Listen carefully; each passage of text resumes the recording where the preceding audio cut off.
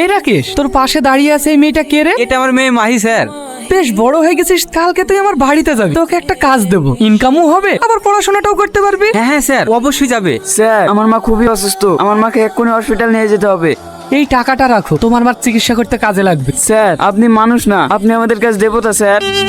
আরে মাহি, আমাকে এখন কি করতে হবে? এমন কিছু নয়, আমার পাশে বসে আমায় একটু সেবা করবি। তোরা এখন যা। আপনি কি বলছেন স্যার?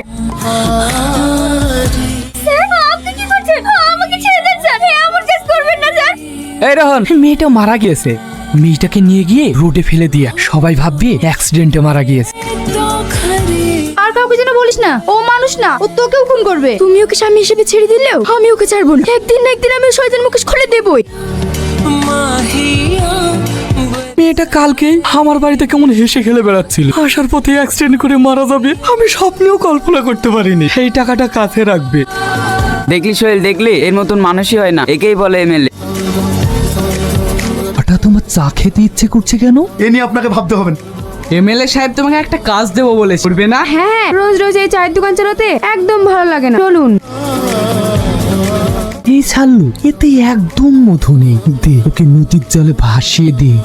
ওসি সাহেব, আপনারা কারা আর এসব কি? আপনি নতুন জয়েন্ট করেছেন তো, তাই একটু সেবা করতে এলাম। আপনার সম্বন্ধে সব রিপোর্ট আমার কাছে আছে, এইসব আমার কিচ্ছু দরকার নেই। কিরে, কার সঙ্গে কথা বলছিস তুই? মা, তুমি ওনাকে চেনো নাকি? এই দিনটার অপেক্ষায় আমি করছিলাম।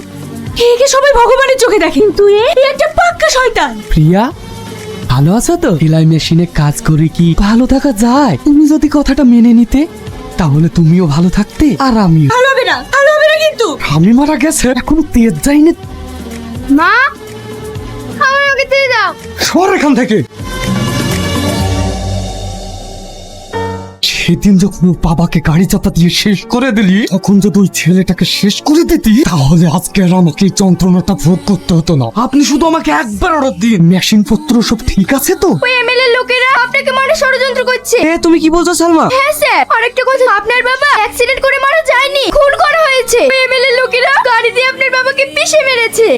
কি স্যার, ভুল করে আমার বাড়িতে নাকি? ভুল করে নেই স্যার, আপনাকে আজ শ্বশুর বাড়ি নিয়ে যাব। কিরে সালমা, তুই? এতদিন আমি দুধ দিয়ে কালসাপ বসাছি, আজ আমি তোকে শেষ করে দেবো।